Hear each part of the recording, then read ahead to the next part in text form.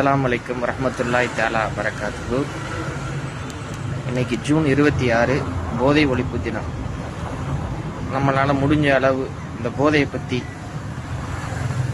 இந்த போதை இப்போ உலகத்தில் எந்த அளவு பரவி கிடக்கு, அதுலேருந்து நம்மளை எப்படி பாதுகாத்துக்கிறது, இது எல்லாமே பாதுகாக்கிறது சாத்தியமா, முடியுமா, நம்மளால் முயற்சி பண்ணால் முடியுமா, இப்படி நிறைய விஷயங்களை நம்ம தெரிஞ்சுக்கிற வேண்டிய கட்டாயத்தில் இருக்கோம். இன்னைக்கு நம்ம எப்படி போதை ஒழிப்பு தினத்தை பற்றி நம்ம கொஞ்சம் விழிப்புணர்ச்சியோடு இருக்கோமோ, இன்ஷா அல்லாஹ் அல்லாஹ் நாடினா போதை ஒழித்த தினம்னு ஒன்று நிச்சயமாக நாம் கொண்டாடக்கூடிய வழி நிச்சயம் பிறக்கும்.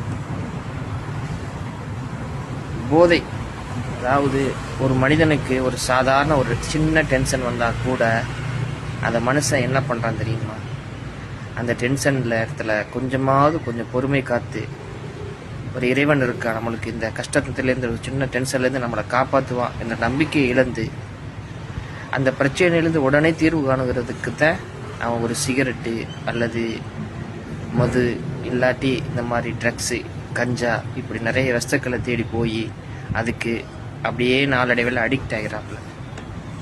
அதில் இருந்து அவனை எப்படி காப்பாற்றி கொண்டுகிட்டு வர்றது, அதற்கு நாம் என்ன முயற்சி பண்ண வேணும் அப்படிங்கிறத நாம் கண்டிப்பாக ஒவ்வொருத்தவரும் யோசிக்க வேணும், அதுக்கு முன்னாடி செயல்படுத்த வேணும்.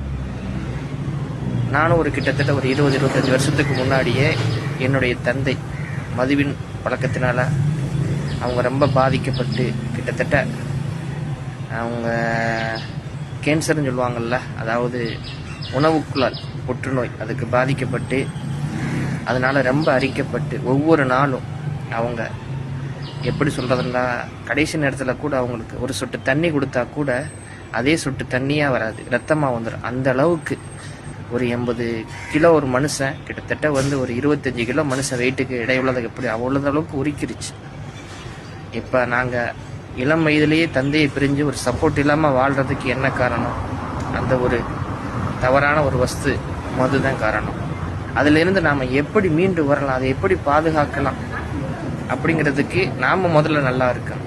அல்ஹம்துலில்லாஹ், அல்லாஹ்வுடைய கிருபையில் என் தந்தை இறந்ததிலிருந்து இந்த கையை அந்த மாதிரி தவறான வஸ்துக்களை இது வரைக்கும் வாங்கினதும் கிடையாது. அந்த தவறான வஸ்துக்கள் விற்கிற இடத்துக்கு வழிகாட்டினதும் கிடையாது. அதுக்கு யாருக்கு வாங்கி கொடுத்ததும் கிடையாது. அல்ஹம்துலில்லாஹ், அல்லாஹ்வுக்கு நன்றி சொல்லிக்கிறது கண்டிப்பாக. சரி,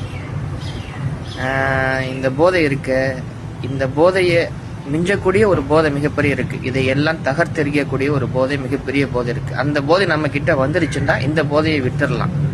அது என்ன போதைங்கிறத பற்றி நான் உங்களுக்கு தெளிவாக சொல்கிறேன். அதாவது ஒரு நம்மளுக்கு கஷ்டமான சூழ்நிலையில் நம்ம மைண்டை என்ன கேட்கும், இந்த கஷ்டத்தை போக்கணுமே அப்படின்னு சொல்லிட்டு டக்குன்னு என்ன செய்கிறாங்க, இந்த மாதிரி போதை பழக்கத்துக்கு ஆளாயிறாங்க. இதே நாம் மற்றவங்களுடைய கஷ்டத்தை போக்கணுங்கிற ஒரு எண்ணத்தை கூட நம்ம போராடி நம்ம அவங்களுக்காக நல்லது சொல்கிறோம், நல்லது செய்கிறோம், நம்மளை நல்லதாக நடந்துக்கிறோம்ல, அதுதான் மிகப்பெரிய போதை. இந்த உலகத்திலே மிகப்பெரிய போதை என்னண்டா, பிறருக்கு நல்லது செய்வதுதான் மிகப்பெரிய போதை. அந்த போதையை நமக்குள்ளே நம்ம கொண்டு வந்தோம்னா இந்த போதையில் ஏமாத்திரம் தெரியுமா, ஈஸியாக அழிச்சிட்டு போயிடலாம். அல்ஹம்துலில்லாஹ், அல்லாஹ்வுடைய கிருபையில் நிச்சயம் இதையெல்லாம் சாத்தியமான, நிச்சயம் சாத்தியமாகும். நம்ம படைச்ச நம்ம இறைவன் நமக்கு என்ன சொல்கிறான்டா, அதாவது ஒரு போதை இருக்கிற இடத்துக்கு ஒரு வழி கேட்டால் கூட வழி காட்டாதீங்க. அதை உற்பத்தி பண்ணுறவன், விற்பனை செய்கிறவன், அதை வாங்குறவன், அதுக்கு வழிகாட்டுறவன், அதன் மூலமாக என்ன செயல் செஞ்சாலும் சரி, தவறான செயல், அது எல்லாத்தையும் அல்லாஹ்வுடைய சாபம் உண்டாகட்டும் என்று முஹம்மது நபி ஸல்லல்லாஹு அலைஹி வஸல்லம் அவர்கள் சொல்லியிருக்காங்க.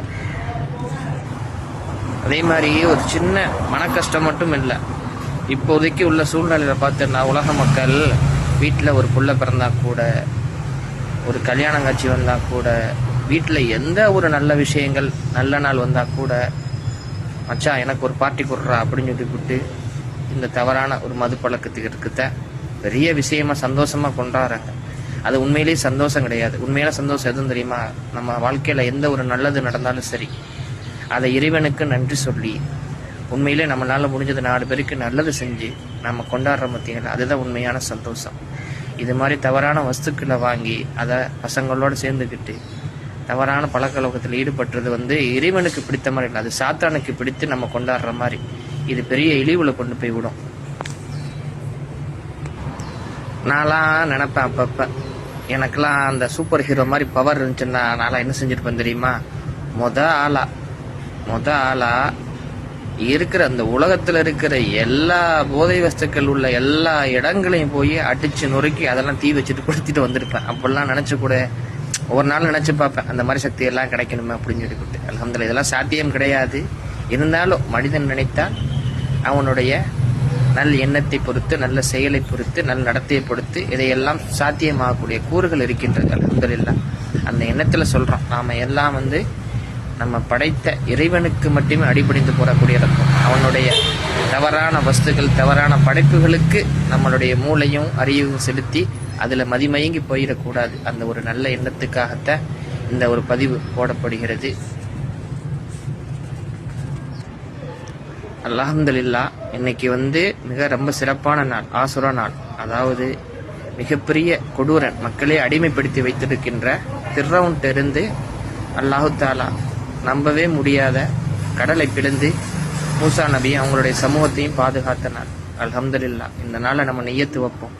இன்ஷா அல்லாஹ் நம்ம முயற்சி செய்தால் அல்லாஹ்வுடைய நாட்டத்தை கொண்டு, இன்ஷா அல்லாஹ் அல்லாஹ்வுடைய உதவி கொண்டு நிறைய மக்கள் இப்ப அடிமைப்பட்டு இருக்கக்கூடிய இந்த போதை பழக்கத்திலிருந்து அல்லாஹ் நிச்சயம் நம்மளை எல்லாம் காப்பாற்றுவான் என்று பிரார்த்தித்தவனாக, உங்களுக்காகவும் சரி எனக்காகவும் சரி அல்லாஹ்விடத்தில் நீங்களும் பிரார்த்திங்க, நானும் பிரார்த்திங்க. இந்த போதை பழக்கத்திலிருந்து ஒரு நாள் இன்ஷா அல்லாஹ் போதை இல்லாத தினம் என்று ஒரு நாள் கொண்டாடப்படும். ஆமீன். அஸ்ஸலாமு அலைக்கும் வரஹ்மத்துல்லாஹி தஆலா பரக்காத்துஹு.